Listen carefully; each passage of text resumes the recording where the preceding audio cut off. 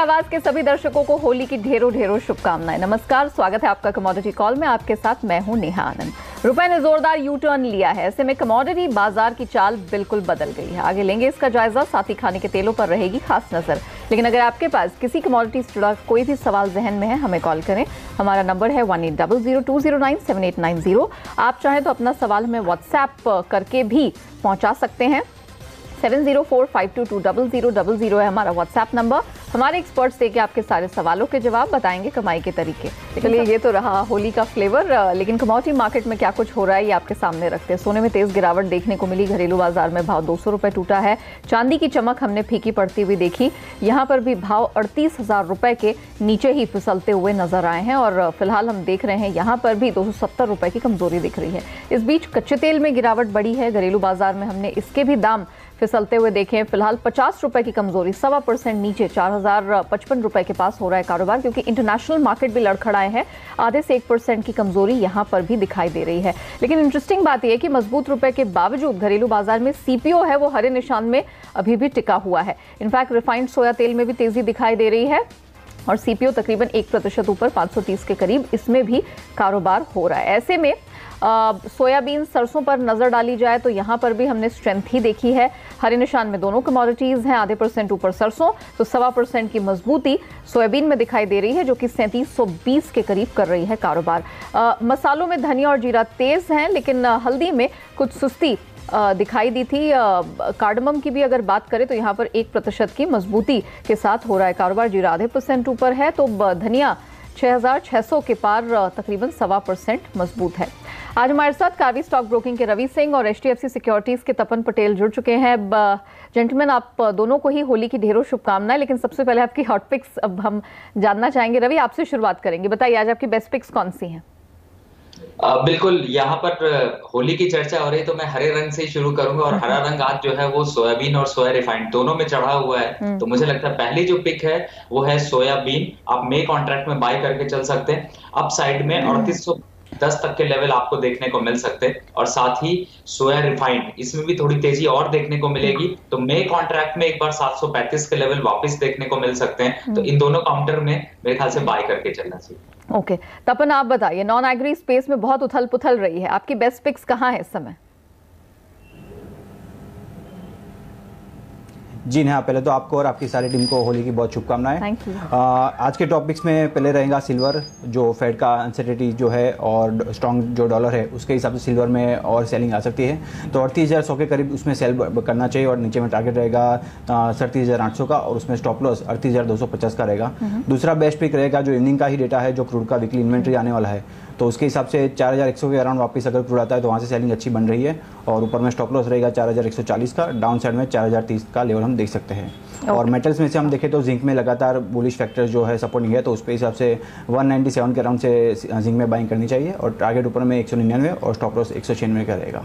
Very well. तो रंग बिरंगे पिक्स यहाँ पर होली से ठीक पहले दिख रहे हैं, लाल भी और हरे भी, जहां आपको कमाई का मौका मिलने वाला है। लेकिन हमारा फोकस रुपए पर है, क्योंकि यहाँ बहुत उठापटक दिखी है। डॉलर के मुकाबले रुपया जो कि कमजोर खुला था, 69 के ऊपर हम देख रहे थे कमजोरी डॉलर के सामने हावी थी, वो पूरी तरह से खत्म हो गई घंटे 1.5 घंटे के ट्रेड में। और फिर ये तुरंत 69 के नीचे आ गया डॉलर के मुकाबले, और रुपया एक हफ्ते के निचले स्तर से तकरीब 40 पैसे संभलता नजर आया। तो शुरुआती कारोबार में जहां एक तरफ 69 रुपए 20 पैसे तक गया था, वहां से हमने तेज रिकवरी आते हुए देखी। डॉलर इंडेक्स स्टेबल है, बावजूद इसके हमने 68 रुपए 75 पैसे के आसपास इसे जाते हुए देखा। आज अमेरिका में फेडरल रिजर्व बैठक के फैसले का इंतजार रहेगा। यहाँ कैसे समझा जाए और रुपए की अब आगे की चाल कैसी रहेगी, इस पर बात करने के लिए CNBC TV 18 की कमोडिटी एडिटर मनीषा गुप्ता जुड़ चुकी हैं। मनीषा, होली से पहले हम बहुत उठापटक देख रहे हैं, अलग अलग कलर्स में आज पूरा रुपया खेल गया। तो पहले तो बताइए कि आज जो सपोर्ट मिला रुपए को वो कहाँ से? नेहा, जैसे आपने कहा बहुत उठापटक दिन वाला दिन रहा है आज रुपए के लिए और बाकी करेंसीज के लिए भी। लेकिन जो डॉलर में आज थोड़ी सी बढ़त देखने को मिली है, उसका असर इनिशियली हमने सभी करेंसीज पे आते हुए देखा। तो सिर्फ रुपया नहीं, बाकी Asian currencies, Australian dollar, even New Zealand dollar में यहाँ पर गिरावट थी। लेकिन उसके बाद रुपया यहाँ पर संभलता हुआ नजर आया है, क्योंकि बेसिक फ्लेवर जो है रुपए में वो इस वक्त थोड़ा सा एप्रिसिएशन ठहराव का है। ऑफकोर्स बाजार में ये अनसर्टिनिटी जरूर है कि US and China trade conversation आगे जाके कैसे रहेगी। चाइना की तरफ से ये चिंता आई है कि इवन अगर वो यहाँ पर एक अग्रीमेंट पे पहुंच जाते हैं तो पहले के जो टैरिफ्स यहाँ पर लगे हुए हैं क्या वो यूएस चाइना के गुड्स से हटाएगा या नहीं। तो थोड़े बहुत क्वेश्चन मार्क्स अभी भी बाजार में हैं, वो कंसर्न्स हैं और उसका फायदा हमने यहाँ पर डॉलर में आते हुए देखा। और जैसे आपने कहा कि आज यूएस फेड की मीटिंग है तो उसके पहले बाजार यहाँ पर काफी चौपी है। रेट हाइक तो नहीं होगी लेकिन अपने फेड अपनी जो बॉन्ड्स की जो बाइंग है या जो बैलेंस शीट है उसकी डिटेल्स के बारे में क्या प्लान सामने रखता है, उसका इंपैक्ट यहां पर करेंसीज पे जरूर आ सकता है। जहां तक भारतीय बाजारों की बात है, अगर आप एफआई इनफ्लोज देखें या पिछले 5 हफ्ते में जो रुपए का प्रदर्शन रहा है वो देखें, जब रुपया वर्स्ट एशियन करेंसी से अब बेस्ट परफॉर्मिंग एशियन करेंसी बन चुका है तो ये पिछले 5 हफ्ते यहां पर काफी डिफाइनिंग रहे हैं उस हिसाब से। और बाजार ऐसा भी मान के चल रहा है, अगर आप बैंकर्स से बात करें तो वो आपको कहेंगे कि एज ऑफ नाउ सेंटिमेंट बेहतर है, आरबीआई की तरफ से बहुत इंटरवेंशन नहीं है, एक्सपोर्टर्स की चिंताएं जरूर हैं, लेकिन क्योंकि आरबीआई बहुत ज्यादा इंटरवीन एप्रिसिएटिंग साइड की तरफ नहीं कर रहा तो ये एक सपोर्टिव फैक्टर है। आज भी हमने देखा कि जब रुपया गिर रहा था तो 2 बैंक्स ने यहां पर अच्छी खासी डॉलर में बिकवाली करी है, उसका फायदा हमने रुपए में आते हुए देखा। 26 मार्च को जो आरबीआई का प्रपोजल है $5 बिलियन का स्वैप का, उससे सेंटिमेंट बूस्ट मिला है। एक सेकेंड टर्म हम करंट गवर्नमेंट की तरफ से आता हुआ देखेंगे, वो भी एक रिलीफ रैली यहां पर रुपए में आते हुए नजर आई है। तो क्लियरली हमने 6850 के करीब एक रेजिस्टेंस देखा है जो हम पिछली बार बात भी कर रहे थे, लेकिन 6850 6820 जैसे लेवल्स यहां पर ऊपर में बहुत बेहतरीन है और नीचे में 6920 जैसे लेवल्स अभी भी सपोर्ट हैं। वेरी वेल, शुक्रिया मनीषा वो डिटेल्स रखने के लिए। तपन, अब मैं आपका व्यू जानना चाहूंगी कि अब यहाँ पर क्लोजिंग स्ट्रैटेजी रुपए में क्या हो सकती है? जी, रुपए की बात करें तो आई थिंक 6850 जो है बहुत बड़ा सपोर्ट था और वहाँ से ही प्राइजेस रिकवर हो रहे हैं। तो आई थिंक अपसाइड में थोड़ा भी 6920 6970 के अराउंड जाता है तो वहाँ से आई थिंक थोड़ा सेलिंग बनेगा। बट आई थिंक 68 एक अच्छा सपोर्ट है और वहीं से प्राइजेस रिकवर होंगे। ओके रवि, आपका भी व्यू जानना चाहूंगी, यहाँ पर कैसे कमाई हो सकती है? देखिए, इस समय मोमेंटम ट्रेड के हिसाब से देखें तो शायद आपको वापस से 6910 तक के लेवल देखने को मिल जाएंगे, लेकिन रुपया अल्टीमेटली स्ट्रांग हो जाएगा क्योंकि इलेक्शन का टाइम है, FIIs fund flow top high पे चल रहा है और ओवरऑल इकोनॉमी जो है उस इलेक्शन को यहाँ पर देखती है तो एफआईआईस का इन्वेस्टमेंट बहुत बढ़ता है और इसी वजह से स्टॉक मार्केट भी ऊपर है। तो आपको इस फंड फ्लो को अभी शायद मेरे ख्याल से बढ़ता हुआ देखेंगे, लेकिन अभी 1 से 2 दिन में वापस से 6910 तक के लेवल देखने को मिल सकते हैं, लेकिन वो सस्टेनेबल नहीं होगा, सिर्फ 2 से 3 दिनों के लिए होगा। ओके तपन, अगर आप बता सके, क्योंकि रुपए की स्ट्रेंथ का असर हमने सोने पर देखा है, गिरावट यहाँ पर अच्छी खासी दिखी है, क्या सोना और टूटता हुआ दिख रहा है? कब इसमें खरीदारी की जा सकती है? कहां बॉटम बनता हुआ देख रहे हैं आप?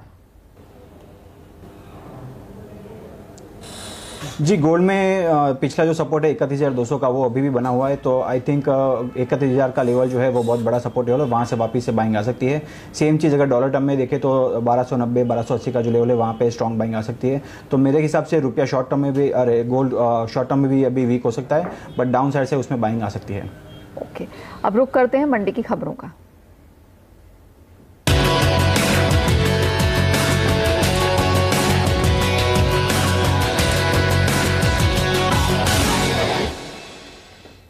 मजबूत रुपए की चपेट में तो हमने पूरे कमोडिटी मार्केट को आते हुआ देखा है, सिवाय एक खाने के तेल। यहां पर ट्रेंड के ठीक विपरीत हमने तेजी आते हुए देखी। सुबह से ही हरे निशान में सीपीओ रहा, सोया तेल में भी इसी वजह से हमने अच्छी खासी स्ट्रेंथ बनते हुए देखी है। रवि, पिछले हफ्ते तकरीबन 4% की गिरावट और back to back consecutive sessions में इसमें गिरावट ही हावी हुई थी। उसके बाद ये जो रिकवरी दिख रही है, इस तेजी को कितना टिकाऊ माना जाए, क्योंकि स्ट्रॉन्ग रुपए के सामने भी ये खड़ा हुआ है?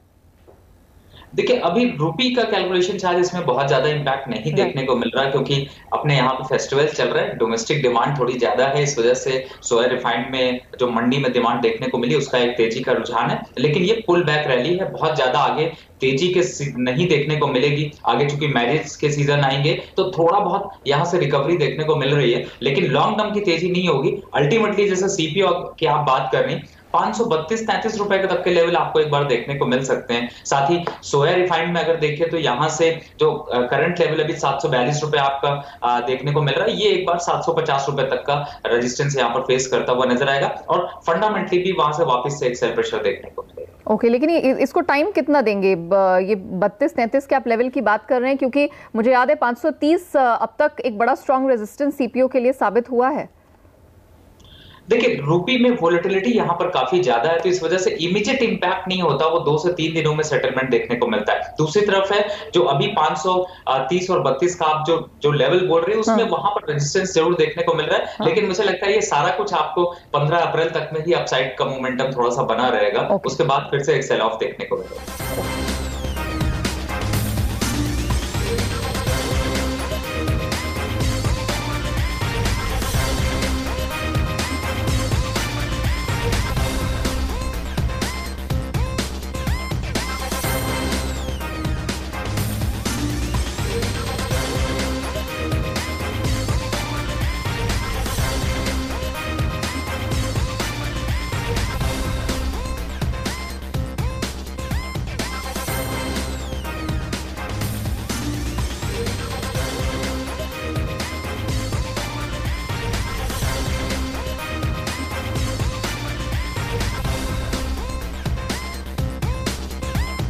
चलिए हमारे पहले दर्शक जुड़ चुके हैं हमारे साथ जयपुर से, महेंद्र इनका नाम है। महेंद्र जी नमस्ते। आप जिस व्यक्ति से बात कर रहे हैं ओके, लगता है इनसे थ्रू नहीं हो पाया है इनका फोन कॉल, कोई बात नहीं, इनका सवाल हम तक पहुंच गया है। रवि, इनका सवाल जौ में है, 48 क्विंटल है 1650 1655 के भाव से। कुछ स्ट्रेंथ तो दिखाई दी है जौ में, जरा बताइए कि क्या किया जा सकता है इन लेवल्स पे, तो प्रॉफिट तो हो रहा है इनको? मेरे हिसाब से निकाल लेना चाहिए प्रॉफिट, क्योंकि आगे जो है वो सप्लाई बढ़ती हुई नजर आएगी, तो थोड़ा सा भाव में एक गिरावट का रुझान रहेगा और मई और जून में काफी तेजी से जो है वो मोमेंटम डाउन साइड के लिए जा सकता है, तो मुझे लगता है मुनाफा वसूल कर लेना चाहिए। ओके, यवतमल से व्हाट्सएप के जरिए प्रीतम ने अपना सवाल हमें भेजा है। तपन, इनका सवाल गोल्ड में है, एक लॉट बेच रखा है 31,750 के भाव से।